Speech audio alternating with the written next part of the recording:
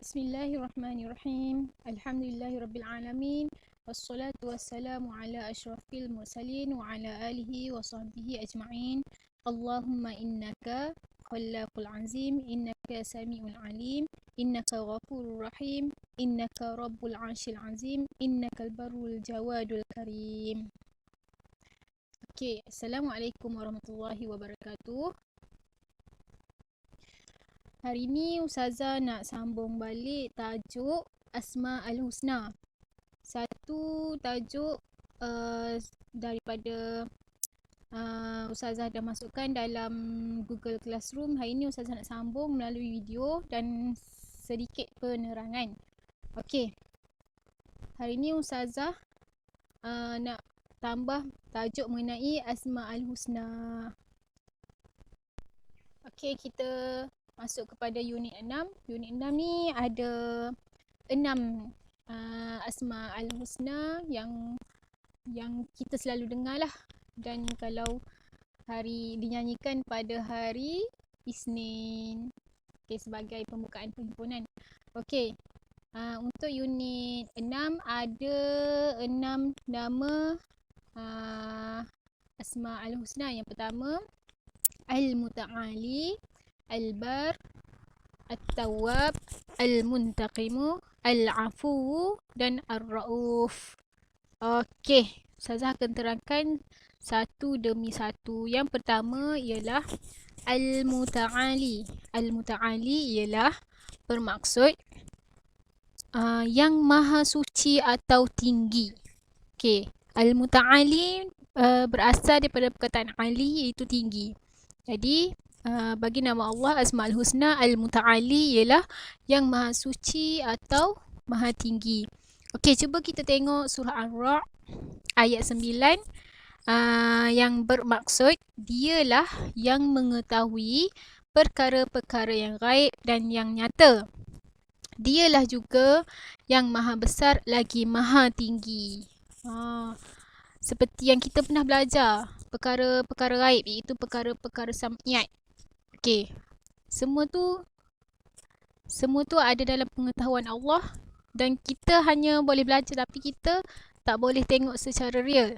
Kita boleh mengetahuinya melalui Al-Quran, tetapi kita tak boleh tahu yang real ni macam mana. Tapi Allah lebih mengetahui perkara-perkara yang gaib di alam barzah, bagaimana keadaannya, rupanya macam mana, Allah sahaja yang mengetahui. Selain itu, maksud Al-Muta'ali ialah Allah ni terpelihara dari segala kekurangan dan kerendahan. Maksudnya Allah ni sangat sempurna lah. Tiada kuasa lain yang dapat melawan kuasa Allah.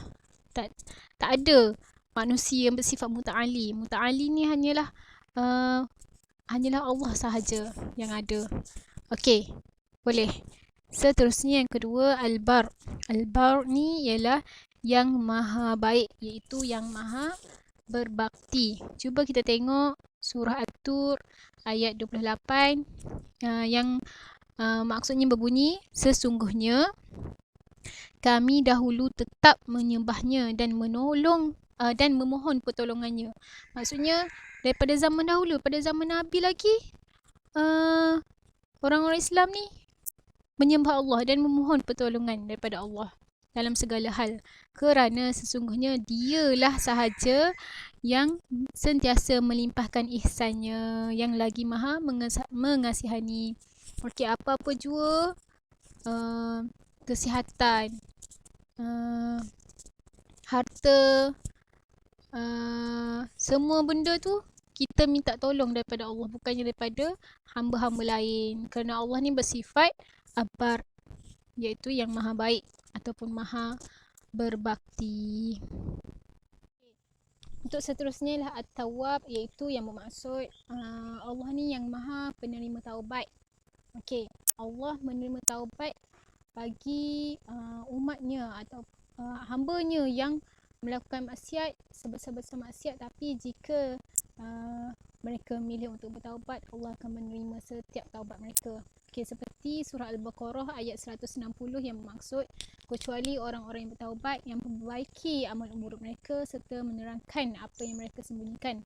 maka orang-orang itu aku terima taubat mereka dan akulah yang maha menerima taubat lagi maha mengasihani. Okey, maksudnya contohnya seorang hamba tu sebelum ni dia tak solat ataupun bermaksiat kepada Allah, tapi di akhir hidup dia bertaubat. Allah menerima taubat dia walaupun selama bertahun-tahun, berpuluh-puluh tahun dia melakukan maksiat, Allah masih lagi menerima taubat dia kerana Allah ni bersifat At-Tawwab.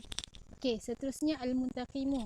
Al-Muntaqimu ni ialah yang bermaksud yang maha memberi pembalasan. Okey, cuba tengok surah As-Sajadah ayat 22 yang bermaksud tidak adalah yang lebih zalim daripada pada orang yang diberi ingat dengan ayat-ayat Tuhannya kemudian ia berpaling daripadanya, iaitu tetap mengingkarinya, sungguhnya kami tetap membalas. Okey, kita sebagai umat Islam ni, Allah dah tetapkan hukum, peraturan yang kita tak boleh langgar. Okey, kebanyakan hukum-hukum ni kita dapat daripada Al-Quran. Setiap Al-Quran tetapkan kita tak boleh langgar, tapi jika dilanggar juga maka kita akan mendapat pembalasan yang setimpal pada hari pembalasan nanti. Okey. Okey, untuk tajuk untuk Asmaul Husna seterusnya ialah Al-Afu, iaitu yang Maha Pemaaf. Okey, cuba tengok surah An-Nisa ayat 99. Maka mereka yang demikian sifatnya, mudah-mudahan Allah maafkan mereka dan ingatlah Allah Maha Pemaaf. Okey, apakah yang dimaksudkan ialah Allah ni menghapuskan kesalahan orang yang suka kembali untuk meminta maaf padanya. Okey, maksudnya Allah akan menghapuskan kesalahan orang yang suka memohon maaf daripada Allah. Berbeza dengan At-Tawwab. At-Tawwab ni Allah menerima taubat. Al-Afu ni Allah menghapuskan kesalahan yang mereka lakukan. Okey, seterusnya ialah Ar-Ra'uf. Ar-Ra'uf ialah yang maha kasihan. Okey, yang maha kasihan ni cuba kita tengok surah Al-Hadid ayat 9. Dialah yang menurunkan kepada hambanya iaitu Nabi Muhammad keterangan Al-Quran yang terang nyata, kerana ia hendak mengeluarkan kamu dari gelap gelita kekufuran kepada cahaya yang terang benderang, dan ingatlah sesungguhnya Allah maha belas lagi maha mengasihani terhadap kamu. Okey, kalau Allah tak kasihankan umat dia, hambanya, Allah tak akan bagi Al-Quran. Allah tak akan bagi wahyu kepada Nabi Muhammad. Jika tak ada wahyu maka sesatlah kita, maka kita berada dalam kekufuran sepanjang hidup dan tak berjumpa dengan Islam. Tapi Allah ni sifatnya yang maha kasihan, Ar-Ra'uf. Allah turunkan wahyu kepada Nabi Muhammad dan Nabi Muhammad menyampaikan kepada umat-umatnya. Kita beralih kepada unit 7. Unit 7 ni ada 4 Asma'ul Husna. Yang pertama Malikul Mulk, Zul Jalali wal Ikram, Al-Muqsitu dan Al-Jami'u. Okey, yang pertama Ustazah akan terangkan maksud Malikul Mulk. Okey, maksud Malikul Mulk ialah yang maha memiliki kuasa pemerintahan. Okey, cuba kita perhatikan surah Ali Imran ayat 26 yang bermaksud, katakanlah wahai Muhammad, wahai Tuhan yang mempunyai kuasa pemerintahan, Engkaulah yang memberi kuasa pemerintahan kepada sesiapa yang Engkau kehendaki, dan Engkaulah yang mencabut kuasa pemerintahan dari siapa yang Engkau kehendaki. Engkaulah juga yang memuliakan sesiapa yang Engkau kehendaki, dan Engkaulah yang menghina sesiapa yang Engkau kehendaki. Dalam kekuasaan Engkaulah sahaja adanya segala kebaikan. Sesungguhnya Engkau maha kuasa atas tiap-tiap sesuatu. Maksudnya dekat alam semesta, di bumi dan di langit adalah di bawah pemerintahan Allah. Tak ada kuasa pemerintahan yang lebih hebat daripada Allah. Semua ni di bawah pengetahuan Allah, di bawah pemerintahan Allah. Semua yang terjadi ni dengan kuasa Allah. Allah yang menjadikan mengikut kesesuaian. Okey, contohnya Allah boleh menjadikan gerhana matahari. Allah boleh menjadikan banjir. Allah boleh menjadikan letusan gunung berapi dan sebagainya. Semua tu Allah yang buat mengikut kesesuaiannya. Okay, seterusnya ialah Asmaul Husna seterusnya ialah Dzul Jalali wal Ikram, itu yang maha mempunyai kebesaran dan kemuliaan pemerintahan. Kita tengok surah Al-Rahman ayat 78. Itu maha sucilah nama Tuhanmu yang mempunyai kebesaran dan kemuliaan. Allah ni memberi kepada manusia kenikmatan yang sangat banyak, yang tanpa kita sedari itu adalah nikmat daripada Allah. Okay, Asma'ul Husna yang seterusnya ialah Al-Muqsitu, yang bermaksud yang maha mengadili. Okey, cuba tengok surah Al-Anbiya ayat 47. Dan ingatlah kami akan mengadakan neraca timbangan yang adil. Yang adil untuk menimbang amal makhluk-makhluk pada hari kiamat. Maka tidak ada diri siapa akan teraniaya sedikit pun. Dan jika amalnya itu seberat biji sawi sekalipun, nescaya kami akan mendatangkannya untuk ditimbang dan dihitung. Dan cukuplah kami sebagai penghitung. Maksudnya Allah ni sangat maha adil lah.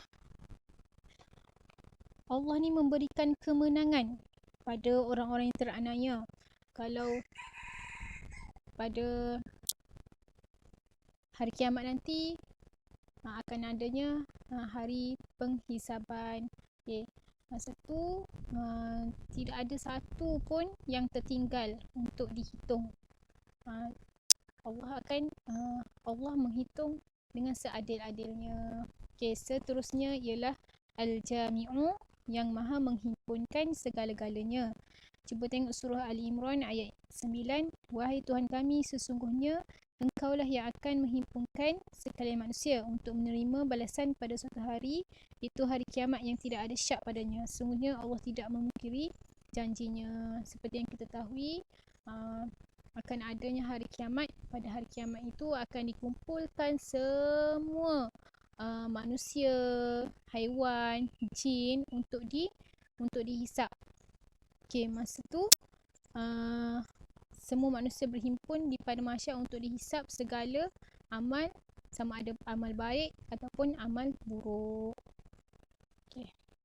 Okey, sekian, terima kasih. Berakhirlah Asmaul Husna untuk tahun 6. Jadi Ustazah nak kamu jawab soalan berdasarkan nota yang Ustazah bagi ni, video yang Ustazah bagi ni. Jadi selain itu Ustazah nak kamu hafal nama-nama Asmaul Husna yang lain daripada unit pertama sampailah unit yang ke-7. Okey, beserta dengan dalilnya sekali. Okey, Assalamualaikum warahmatullahi wabarakatuh.